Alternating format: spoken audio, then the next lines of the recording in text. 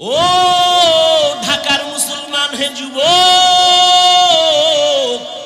জমিনটা সূর্যের নিচে এসে এমন তাপ দেওয়া শুরু করবে, সূর্যের গরমে জমিনটা হবে তামা। ও নবী, আপনিই তো বয়ান করেছেন হাসরের ময়দানে সূর্যের গরমে জমিনটা তামা হয়ে যাবে। অন্যদিকে জাহান্নামের আওয়াজ, আবার আমার মাওলাও তো রাগান্বিত আওয়াজ দিবেন আর বলবেন লিমানিল মুলকুল ইয়াউম লিল্লাহিল ওয়াহিদিল কাহ্হার। ওই দিন নবী আল্লাহ রাগান্বিত আওয়াজ দিবেন, আল্লাহ তাআলার কুদরতি রাগান্বিত আওয়াজে হাসরের ময়দানটা থরথর করে কেঁপে উঠবে রে মুমিন। ও নবী, আপনি বলেছেন ওই সময় হাসরের এমন ভয়াবহ অবস্থা হবে, জাহান্নামের চিৎকারের আওয়াজ। জাহান্নাম বলবে, আল্লাহ বেনামাজিগুলো কই, বেপরদাওয়ালারা কই, গুনাহগারগুলো আমার পেটে দাও, আমার পেটে বড় ক্ষুধা।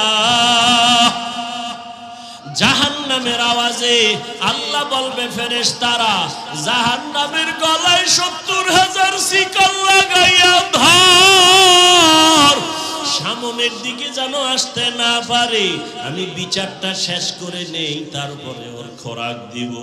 জাহান্নামকে ধৈর্যই রাখতে পারে না। এমন এক অবস্থা, রহমতের নবীও কান্না শুরু করবেন, আল্লাহ জাহান্নামের ফিরাও, আমার একটা উম্মতেরও যেন ধরতে না পারে, আমার উম্মতের যদি জাহান্নাম খাইয়াই ফেলায় আমি জান্নাতের দরওয়াজায় যাব না। তখন আবার আল্লাহ ফেরেশতাকে ডাকবে, আয় আয়।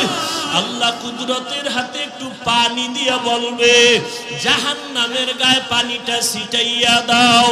ছিটাইয়া দেওয়া মাত্র জাহান্নাম দ্রুত গতিতে পেছন দিকে ভাগতে থাকবে।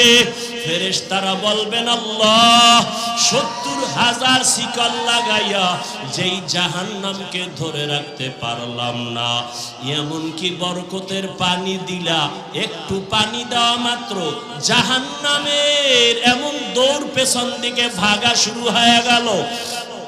ও আল্লাহ, এটা কোন বরকতের পানি?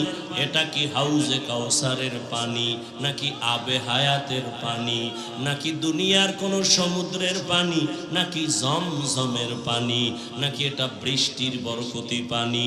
আল্লাহ বলবে, না ফেরেশতা, এই পানিটা আবে হায়াতের পানিও না, এই পানিটা কাউসারের পানিও না, এই পানিটা জমজমের পানিও না, এই পানি আমার নবীর গুনাহগার উম্মতের চোখের পানি।